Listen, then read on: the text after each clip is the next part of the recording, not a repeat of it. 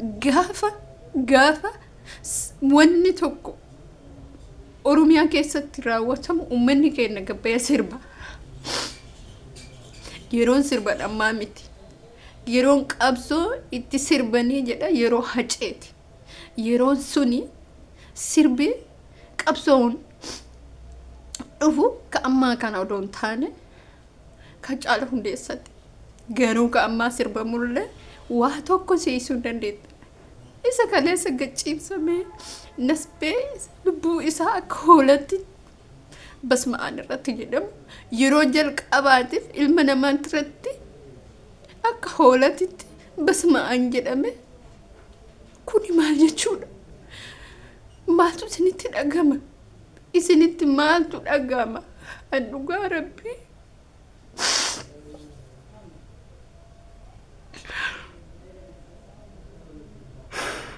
gaafan daa'ima kichuusan argetti dhugaa ani waan dubbadhu wallaalee baqa natti dhagame akka wayiitti jechuudha. Keessa keetu na miidhe maaliif daa'imman kichuu isa bor biyya fayyadu, isa bor doktora ta'u, isa bor biyya bulchuu danda'u hadha. Dhugaa garri biyyi tun itti deemtu ani hin beeku. Garri biyyi kun itti deemu gara fuulduraatti ani hin beeku. Jireenyi biyya kanaa baay'ee ulfaatee jira. Jireenyi biyya kanaa dhibbumatti ulfaatee jira. Nuti wanna goonuu hin qabnu Rabbiin tokkichi waan haa godhu. Please hamma dandeettan hin taa'ina. Sirbi lafa isin dhiitan faayidaa takka isin hin qabu. Dhugaa Rabbii dubbachuun faayidaa takka hin qabu. Sirbitee wanni fidduun jiru. Assalamu alaikum warahmatullahi wabarakatuh. Akkam jirtu naga keessanii fayyaa keessanii isin jecha hordoftoota kabajamtoota kiyya please video kiyya kana hamma dandeettanitti share godhaa namoota biraan ga'a. Sababbiin isaallee hamma tokko namni ilaalame yeroo namni waan kanallee hamma maatiitti argin jiraachuu danda'a. Karaa garaagaraatiin ummata kana sagalee haa taanu. Afaan qofa odoon taane waan hundaan bira haa dhaabbannu jechuudha. Maaliif hoo jettan dhugaa uummanni salaalee miidhamee jira. Har'a miidhamne miidhaan isaanii irra turee jira. Dhugumatti irra turee jira. Keessa keenya madaa'e. Haadholiin keenya kan boon bar haadha keenya, abbaa keenya, obboleeyyan keenya. Maaliif namatti dhagama. Ilma namaa gaafa gachiibsamee basma'aan jedhame qalamu akka hoolatti gachiibsamee qalamu maaltu sitti dhagama sitti? Yeroo jalqabaaf akkuma viidiyoo laatanitti wantoonni biyya ambaatti wanti Gazaa keessatti argaa turre. Gazaa keessatti illee gachiibsamee qalamne rasaasa rukutamaa ture. Rasaasa weeraramaa ture. Garuu gachiibsamee qalamu yeroo jalqaba akkuma jedhan biyya keenya kana keessatti biyya Itoophiyaa jedhamtu kana keessatti biyya kana keessatti immoo namni gabba'ee galuu hin danda'u. Hin danda'u. Bari jaarsa isaa odoo jettu eedi ilma ishee yoon gala sa'aatii kam gala yeroo hundumaa ishee ofirratti eedi. Maalin galin naga anaa galamu akkam isin salaalee qofa jettanii miti guutuu Oromiyaa keessatti wanni kun nurraa dhaabbachuu qaba. Nurraa dhaabbachuu qaba. Uummanni kun walii galee hiriira nagaa baatee haa galu. Ajjeechammaa nurraa haa dhaabbattu. Wanna biraan barbaadu. Nuti jiran ilmi namaa kun wanni barbaadu wallahi lazim jechuudha. Ka karaa deemus xiqqas guddas ta'e maal jedhu isaan yoom biyya keenya nagaa argata, yoom hara baafanna, yoom biyya keenya keessatti firidamii qabaanna, yoom nagaan baay'ee gala hawwatii ka ulfa nagaa yoom baatee galte. Ka jedhutu anillee guddaanillee nagaa barbaada. Biyya ofii keessatti namni nagaan barbaanne gonkumaa hin jiru jechuudha. Kanaaf biyyi keenya nagaa akka argannu hin barbaanne. Nagaan baanee nagaan galuutti waan hundi caalu keessaa waan isin garramu biyya keenya keessatti namni maal hawa biyya ofii keessatti beektu wanti inni hawu nagaa. Nageenyi sun yoo jiraate jireenya hamma fedhe yoo qaale namoonni tokko jireenya qaala wajjin dhugaa rabbii dubbachuuf jireenya caala wanni hamma nagayaa waa hunda heekun jiru. Biyyi kee gaaf nagaa taate ati nagaan baatee galta. Fuula ifaadha bishaan gurraacha dhugdee biyya kee keessa bakka barbaadde deemte amma bar galgala tokko gabba'uu hin dandeettu. Halkeenya nagaan nu waa taasisu. Biyya keenya biyya nagaa, biyya quufaa, biyya gabbinaa, biyya nagaan baatee nagaan itti galtu rabbi nu haa taasisu. Maaliif hojjetan biyyi nagaa qabdu waan hunda qabdi. Yeroo hunda yoo boonye galgala ganama yoo dhumnes hamma yoo miidhumnes immoo jechuudha. Kun rakkoon keenya maal inni isinitti fakkaata. Yeroo hundumaa namoota miidiyaa gurguddaa qaban gaafa nam biyya tokko rakkoon ga'u sagalee nu ta'a jedhame lallabamaa tura, boo'amaa tura, gaddamaa tura, ni darba. Ka'ee turee ji'a 5-6 taa'ee gaaf kaanii itti deebi'a. Eeggatanii, bootaa eeggatanii, iddoo qopheeffatanii, bakka itti nama awwaalan, bakka itti nama qalan, bakka itti nama guban, bakka itti sirra deeman, bakka itti harka kee lamaan hidhanii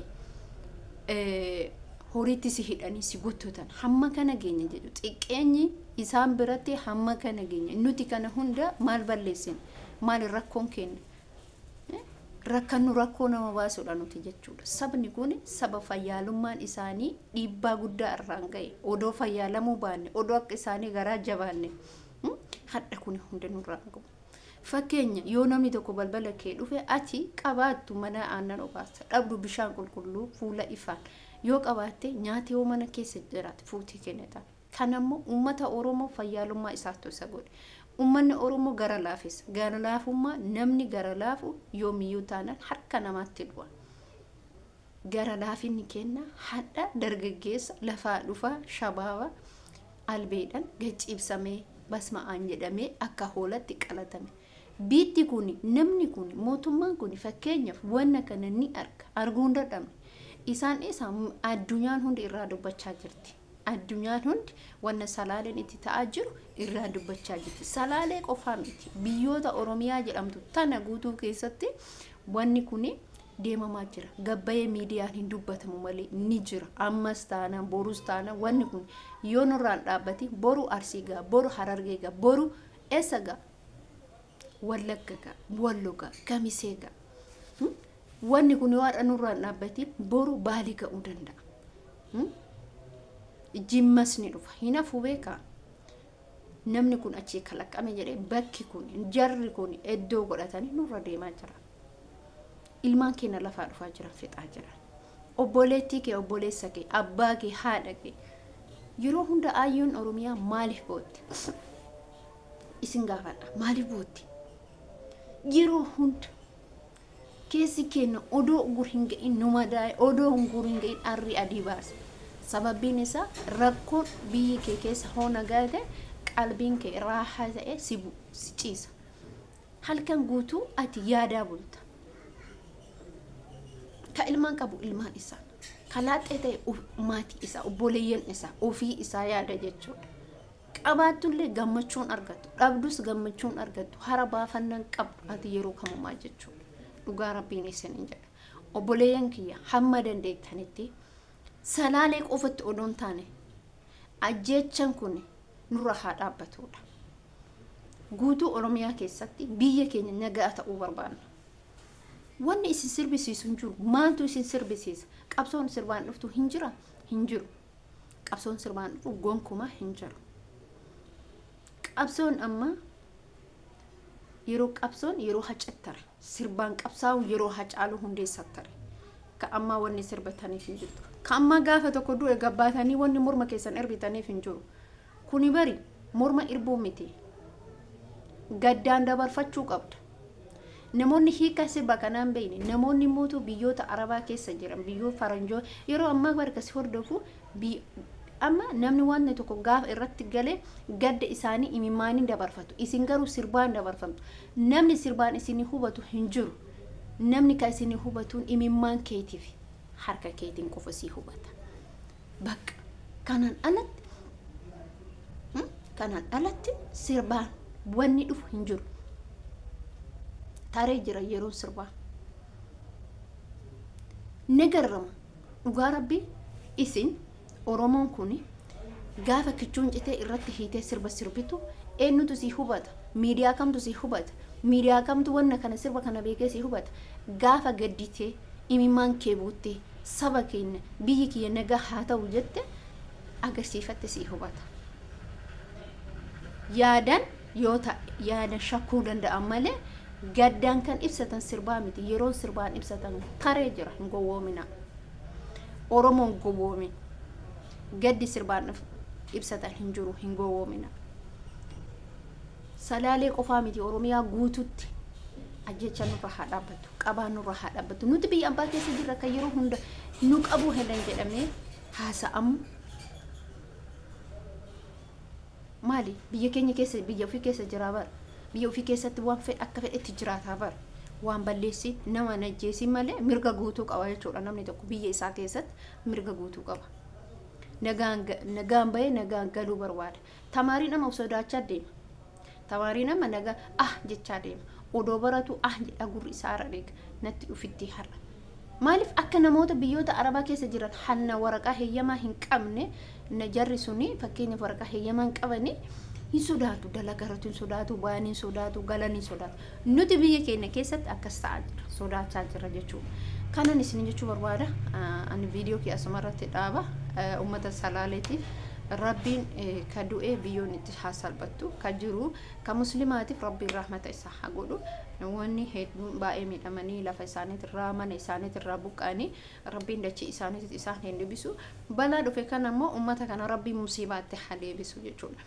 warroonni irratti basma'aan jedhee qaddeessan isaanii rabbiin sajaa isaanii deebise akkasitti dafqa ilmaan keenya obboleeyyan keenya obboleettii keenya abbootii haawwatii keenyaaf akkas godhan san rabbiin nu zajaasan nu haa agarsiisu musiibaan taane isaanitti haa buusu jechuudha wallaahi billahi hasbi allah min amil wakiil wanni bira wanni nuti jennu jirru viidiyoo kee asumarratti dhaaba inshallah viidiyoo biraatti hamma walitti deebinu. Assalaamu alaykum wa rahmatullahi wa barakaatuh.